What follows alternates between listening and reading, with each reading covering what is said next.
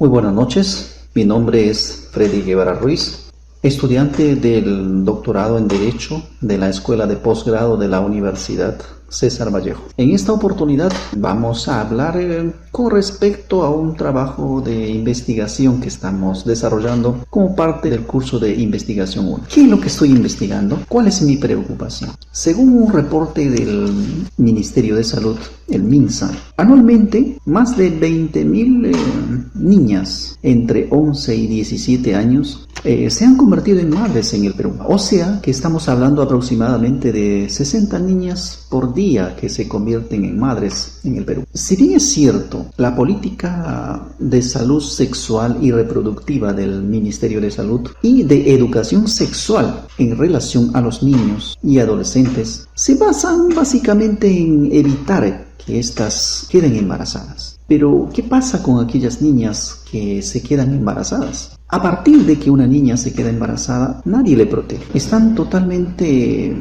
abandonados a su suerte. Cuando una niña se embaraza, está obligado a tener ese niño, aún en contra de su voluntad. Y el Estado no hace nada o casi nada para evitar que esa niña se convierta en madre. El hecho mismo de que una niña se convierta en madre frustra de cierta manera sus sueños, sus aspiraciones, sus proyecciones, sus deseos, sus anhelos de futuro. Y cuando hablamos del futuro de una persona o de una niña en particular, estamos hablando de su proyecto de vida. Es por eso que nos hemos planteado la siguiente pregunta: ¿de qué manera las políticas públicas limitan el cumplimiento del derecho al proyecto de vida de las niñas que se hicieron madres llevando un embarazo forzado en el Perú?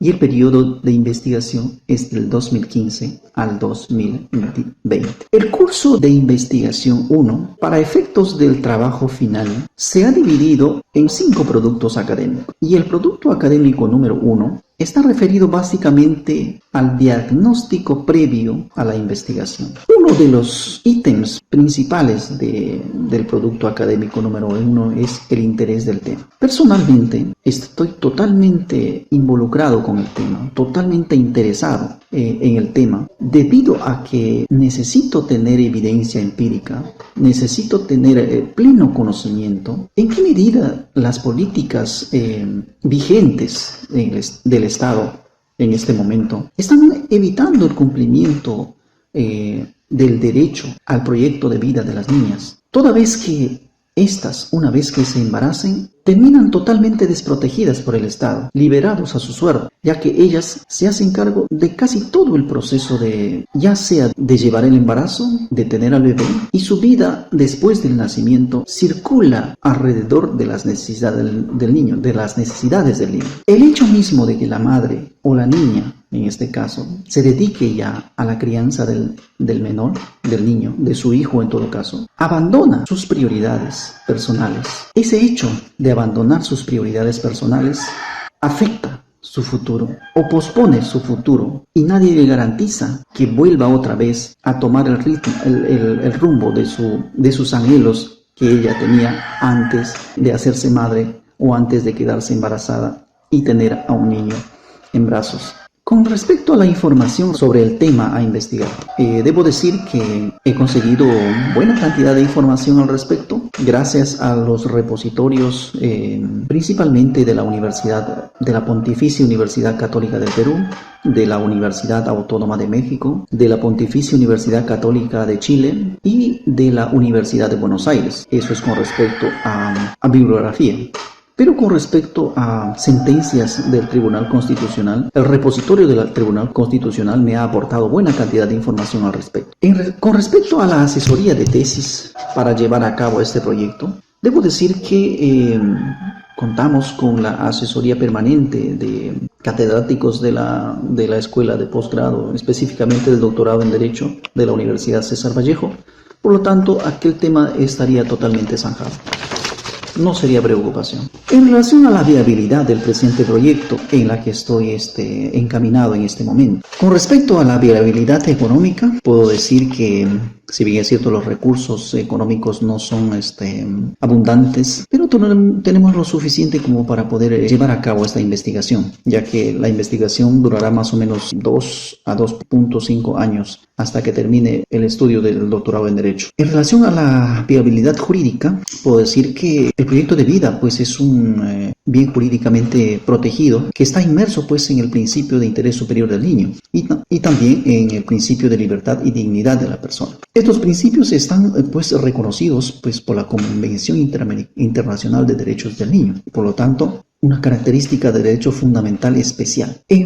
Con respecto a la viabilidad logística, si bien es cierto también logísticamente no contamos con abundante cantidad de medios logísticos para llevar a cabo esta investigación, pero contamos también con lo básico para poder concluir la investigación y llegar a buen término. Viabilidad geográfica. Con respecto a esto, este proyecto está siendo un poco ambicioso. Queremos abarcar la totalidad del territorio peruano debido básicamente a la importancia del tema. No solamente en algunas regiones de mayor incidencia de niñas que se hacen madre, vamos a centrarnos en las regiones de mayor incidencia. Nosotros no lo hemos visto así. Queremos recoger la percepción de la mayor cantidad de regiones del país para tener una visión más completa del tema. Con respecto a la viabilidad en la información bibliográfica, volvemos a repetir que en este tema también no hemos tenido inconveniente alguno, debido a que gracias a los repositorios proporcionados por las universidades, diversas universidades de prestigio como la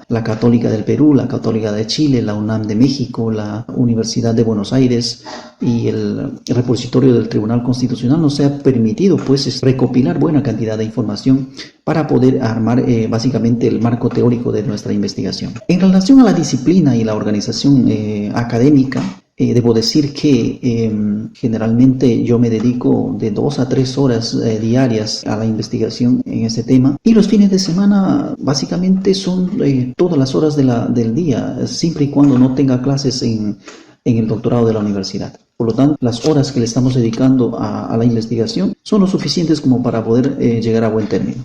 Con respecto al producto académico número 2, relacionado con la justificación de la investigación, cuando nos referimos a la justificación teórica, podemos decir que vamos a traer a colación una estadística del Ministerio de Salud, en este caso, donde podemos observar pues que en los últimos 5 años tenemos una media de 21.000 niñas que se han hecho madres en el Perú. ¿Cómo estas niñas, al hacerse madres, se vuelven responsables de la crianza del nuevo niño? Un niño criando a otro niño. Y una niña sabemos que no está preparado física, psicológica, económica, no está preparado por ninguno de los aspectos para poder tener ya como responsabilidad a un niño entre sus brazos. Esto hace también que la niña entre en una espiral de pobreza, porque casi todos lo abandonan, ya sea el Estado, incluso la familia.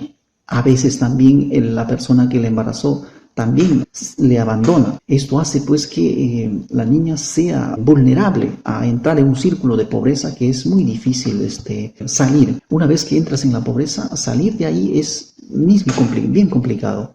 Tiene que hacer un esfuerzo sobrenatural. Y encima con un niño en brazos va a ser un poco más complicado. Con respecto a la justificación práctica, los resultados de esta investigación pues ayudará a las autoridades a diseñar, diseñar políticas, lógicamente, no solo para evitar que las niñas lleguen a concebir o a embarazarse en el proceso, sino que también incidamos en el hecho de que una niña no llegue a hacerse madre rápidamente. El Estado debería darles alternativas para que las niñas tengan opción de llegar a ser madres. Si lo desean, bien, que lo hagan, que lleguen a ser madres, pero si no lo desean, debemos darles alternativas para que ello no suceda. ¿Cuál es la relevancia de la investigación en este caso? Los resultados de esta investigación también nos servirá a nosotros para recomendar la formulación de políticas, para darles alternativas a las niñas que se eviten a ser madres. Y el hecho mismo de que ellas tengan alternativas a evitar a ser madres le da la oportunidad de que mantengan intactas sus proyectos de vida, sus aspiraciones, sus deseos, sus proyectos a futuro se mantengan intactas y puedan seguir adelante. ¿Y cuál es la trascendencia de la investigación? Lo trascendente en esta investigación es que nosotros discutiremos las políticas públicas relacionadas a la salud reproductiva y a la educación sexual de las niñas, no solamente desde el punto de vista preventivo, sino desde el punto de vista de evitar que las niñas se conviertan en madres. Buscaremos estrategias para que le demos alternativas para que ella evite o no concluya su proceso de embarazo y llegar a ser madre a temprana edad. La utilidad de la investigación. En la medida que nosotros concluyamos la investigación, con los resultados que nosotros tengamos, pues encontraremos en el campo los fundamentos necesarios para que las personas que diseñen las políticas de protección a la niñez a nivel pues de la Presidencia de la República, de la Presidencia del Consejo de Ministros o de los mismos ministerios relacionados a la niñez, el Congreso de la República, las entidades públicas y privadas que se dedican a tutelar los derechos de los niños, tengan los fundamentos para que puedan llevar adelante el diseño de políticas que favorezcan a la menor y que protejan el proyecto de vida, ya sea en el presente y en el futuro también de las niñas que en el futuro se van a hacer madres. Pasamos al producto académico número 3, relacionado pues a los antecedentes de la investigación. Si nosotros nos retrocedemos un poco en el tiempo, unos 1200 años antes de Cristo, en Grecia, el nacimiento pues de un niño varón era pues motivo de algarabía, de júbilo, de alegría, pero el nacimiento de una mujer pues era motivo de tristeza, de un castigo divino. Posteriormente, en los años 750 a.C., en Roma, los niños eran vistos pues como esclavos, como medios de trabajo, como mano de obra barata para utilizar en los campos, en las construcciones que en ese tiempo se realizaban. 650 años antes de Cristo, en Esparta, a los niños se les veía pues como carne de cañón, los niños eran criados como soldados, básicamente eran entrenados para la guerra. Posteriormente, en los años 476 años de Cristo, en la Edad Antigua, se le veía al niño pues como un adulto pequeño, rebelde, y ese niño rebelde tenía que enderezarse de acuerdo a los cánones de las costumbres en ese momento, para que un niño se adapte a la sociedad sin ninguna costumbre que vaya en contra de las costumbres de la sociedad en ese momento. En la Edad Media, ya avanzando más en el tiempo, al niño tampoco se le valoraba, pero en ese momento ya se le encarga la educación de los niños a la iglesia. Es la iglesia la que se encarga de la educación de los niños en esos tiempos. Avanzando ya en la edad moderna, el niño pues era considerado un adulto incompleto y su psicología debería pues modificarse de acuerdo también a los cánones de comportamiento, de la forma de vivir de la época. Ya en el siglo XX, más o menos, los años 1900 por ahí, se comienza ya pues a crear un significado de niñez. Aparece pues la educación obligatoria tanto para niños como para niñas. Y es a partir del año 2000 cuando ya se empieza a considerar al niño como un sujeto de derecho, como una persona pequeña pero importante para el desarrollo de la sociedad. Cuando se empieza a considerar al niño como sujeto de derecho, él ya puede opinar con respecto a las cosas que le desfavorecen.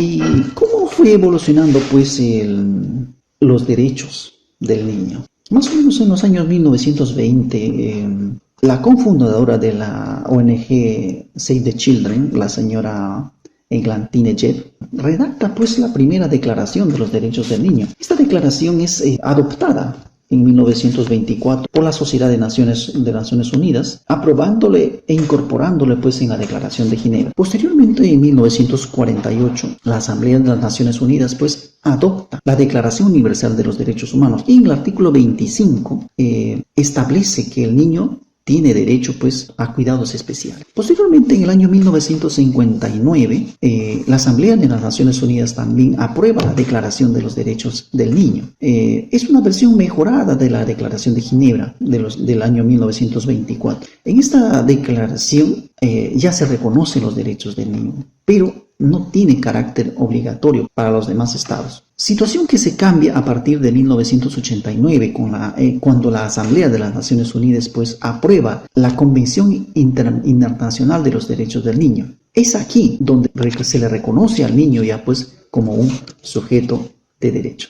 En relación a la Convención Internacional de los Derechos del Niño, podemos decir que es pues una lista de derechos específicos sobre la niñez. Esta convención, al ser ratificada por la mayoría de los países del mundo, tiene una vocación universalista y también tiene una fuerza vinculante para todos los estados que hayan ratificado dicha convención y quienes se obligan a aplicar los términos de la convención en su normativa interna. La niñez, en términos conceptuales, ¿qué podríamos decir sobre la niñez respecto a la Convención Internacional de los Derechos del Niño? En esta convención se conceptualiza el término de niñez de la siguiente manera. Se entiende por niño todo ser humano menor de 18 años de edad. A toda persona que no haya cumplido mayor de 18 años es considerado. No existe esa división clásica que se hace de infancia, niñez, adolescencia. No, en esta convención basta que una persona humana tenga menos de 18 años, es considerado niño. En relación al interés superior, el interés superior del niño pues es un conjunto de circunstancias que prevalecen pues la espiritualidad de la persona sobre lo material. Y también prevalece el futuro sobre el presente. ¿Qué quiere decir eso? Que el interés superior del niño, este principio, lo que protegemos es las consecuencias de los actos de hoy para un niño que podría tener en el futuro. Esto es básicamente el interés superior que se le protege hoy para que no sufra consecuencias en el futuro. El principio de protección integral. La doctrina de la protección integral pues engloba 4 características tales como: la primera característica está relacionada a que el niño es sujeto protagonista en la defensa de sus derechos. Al ser el niño un sujeto de derecho, este puede y debe opinar en todo aquello que le perjudica. La segunda característica respecto a la protección integral es la finalidad de la intervención del Estado. Antes el Estado era protector de los derechos del niño, o del niño en todo caso. Ahora, con este principio, el Estado se convierte más que en protector, en promotor de los derechos del niño. La tercera característica que estamos haciendo mención es la intervención legítima o justificada del Estado. El Estado, para intervenir en las cuestiones relacionadas con el niño, este debe respetar su integridad personal o su intimidad personal. Debe ser muy respetuoso de la intimidad personal. Y la cuarta característica a que se refiere este principio es la respuesta tutelar y penal son diferenciadas. Todo niño sometido a un proceso judicial debe tener condiciones especiales para ello. Y las medidas punitivas o restrictivas de libertad deben ser como último recurso. El principio del niño como sujeto de derecho. Todo ser humano menor a 18 años es sujeto de protección especial y necesita cuidados especiales. ¿Para qué? Para que este sujeto en proceso de desarrollo tenga la oportunidad de tener un buen desarrollo personal y tenga un bienestar asegurado. El principio de dignidad es uno de los principios más importantes, incluso reconocidos en la Constitución de nuestro país, Perú, y básicamente es la elevación de la persona humana al máximo grado de consideración en el ordenamiento jurídico. El hombre no puede ser un objeto de derecho. Lo único que puede ser es un sujeto de derecho.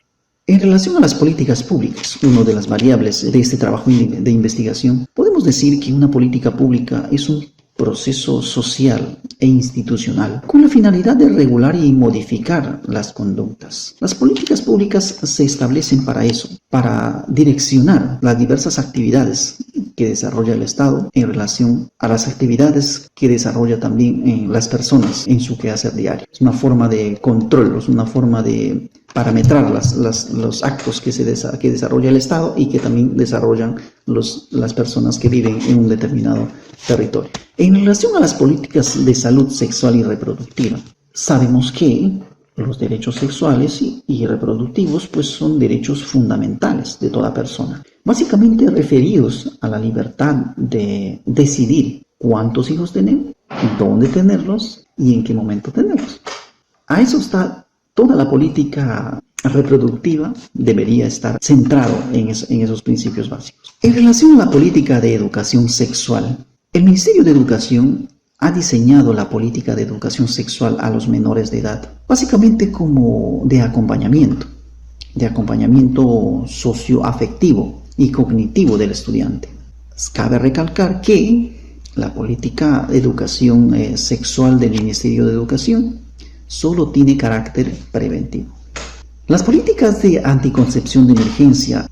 La anticoncepción de emergencia ya ha demostrado que es el único método que puede evitar un embarazo aún después de un acto sexual sin protección. Por eso es considerado estratégico para evitar los embarazos no deseados. El proyecto de vida. El proyecto de vida es una situación social del individuo, tanto en su expresión actual y de los acontecimientos futuros. O sea, el proyecto de vida son los pensamientos, aspiraciones, deseos que tiene una persona en cualquier momento de la niñez, de las cosas que quiere ser en el futuro. Eso es el proyecto de vida. Daño al proyecto de vida. ¿En qué momento se puede dañar al proyecto de vida? Hay autores que sostienen que el daño al proyecto de vida es el más grande daño que se le puede hacer a una persona, pero se le puede causar a una persona, porque sus consecuencias inciden en la frustración de la persona y menoscaba el destino que él mismo se ha trazado. Ahora llegamos al producto académico número 4, relacionado básicamente al problema de investigación. Ya lo mencionamos minutos antes respecto al problema de investigación. El problema general que nosotros tenemos, que nos hemos planteado para esta investigación es de qué manera las políticas públicas limitan el cumplimiento del derecho al proyecto de vida de las niñas que se hicieron madres llevando un embarazo forzado en el Perú 2015-2020. Y también identificamos unos 3 problemas específicos. Las políticas públicas de orientación sexual están evitando que las niñas se conviertan en madres. ¿De qué manera limita el derecho al proyecto de vida el hecho de que las niñas se conviertan en madre a temprana edad? ¿Cuál es la percepción que las niñas tienen sobre el efecto que podría tener en su proyecto de vida el convertirse en madre a temprana edad? Estos problemas nos plantean ciertos objetivos, y el objetivo general, en respuesta al problema general, es el siguiente: determinar las políticas públicas que limitan el cumplimiento del derecho al proyecto de vida de las niñas que se hicieron madres llevando un embarazo forzado en el Perú desde el 2015 hasta el 2020. El objetivo específico número 1 tiene que ver con evaluar la efectividad de las políticas públicas de orientación sexual para evitar que las niñas se conviertan en madres. El objetivo estratégico número 2 es verificar si ser madre en la niñez limita el derecho al proyecto de vida. Y el objetivo número 3 sería conocer la percepción de las niñas sobre el efecto que podría tener en su proyecto de vida el convertirse en madre a temprana edad. De lo dicho anteriormente, podemos sacar un título tentativo para el proyecto de investigación. En este caso, tenemos, por ejemplo, el título propuesto inicialmente, que probablemente vaya a ser modificado en el futuro, de acuerdo a las condiciones que vamos encontrando en la vida real. Sería: influencia de las políticas públicas en el cumplimiento del derecho al proyecto de vida de las niñas que se hicieron madres llevando un embarazo forzado en el Perú año 2015 al 2020. La línea de investigación ya está clara, que es la línea de investigación está relacionado con los derechos humanos. La hipótesis que nos hemos planteado para el presente trabajo de investigación está relacionado con lo siguiente: las políticas públicas limitan el cumplimiento del derecho al proyecto de vida de las niñas que se hicieron madres llevando un embarazo forzado en el Perú años 2015-2020. Y las hipótesis específicas, también hemos identificado unas hipótesis específicas que serían: las políticas públicas de orientación sexual no están encaminadas a evitar que las niñas se conviertan en madres. La hipótesis específica número 2, hacerse madres llevando un embarazo forzado en la niñez limita el cumplimiento del derecho al proyecto de vida. Y la hipótesis número 3 es lo siguiente: las niñas conocen el efecto negativo que tendría en su proyecto de vida si se hiciera madre a temprana edad llevando un embarazo forzado. Las hipótesis planteadas están constituidas por dos variables específicamente, variables independientes y variables dependientes. En este caso estamos considerando a la variable independiente el embarazo forzado, ¿ya? Que tiene a su vez a los siguientes indicadores: las políticas de salud reproductiva, la educación sexual y las políticas punitivas que fuerzan a las niñas a ser madres. Y la variable independiente estaría relacionado con el derecho al proyecto de vida de las niñas, que tendrían como indicadores a lo siguiente: afectación sentimental de la persona, afectación sociopolítica, afectación laboral, afectación en lo cultural y lo recreativo, afectación en lo profesional, afectación en la realización personal y afectación a la dignidad de la persona. Esos serían los indicadores de la variable dependiente. Las técnicas que nosotros utilizaremos en el presente trabajo de investigación están relacionadas básicamente a las encuestas. Vamos a hacer también entrevistas. Las encuestas estarán dirigidas a las personas a nuestro público objetivo, que son las niñas que se convirtieron en madres, y también a las niñas que no son madres, pero que tienen ya cierta perspectiva de lo que es, del peligro que en su proyecto de vida que significaría ser madre. Y también las entrevistas estarán dirigidos a aquellas personas conocedoras del tema, que nos pueden aportar con su experiencia cierta información relevante para el presente trabajo de investigación. Los instrumentos de recolección de datos que vamos a utilizar en respuesta a las técnicas de recolección serían básicamente los cuestionarios de encuestas semiestructuradas, porque van a ser preguntas abiertas y cerradas, y también de opinión. Básicamente va a ser como una conversación para sacar la mayor cantidad de información posible. Y también vamos a utilizar los cuestionarios de entrevista semiestructurada también, para que el entrevistado tenga la opción de poder expresarse la mayor cantidad posible, nos pueda brindar la mayor cantidad de información posible que nos sea útil para la investigación. Y también utilizaremos la ficha de observación directa para ir tomando datos de las cosas que nosotros vamos encontrando en el campo, que posiblemente no lo hayamos previsto en el proyecto de investigación. En términos generales es todo lo que este trabajo nos ha encomendado en los cinco productos académicos. Por lo tanto, doy concluido a la exposición, agradeciendo de antemano su paciencia por escucharme. Muchas gracias.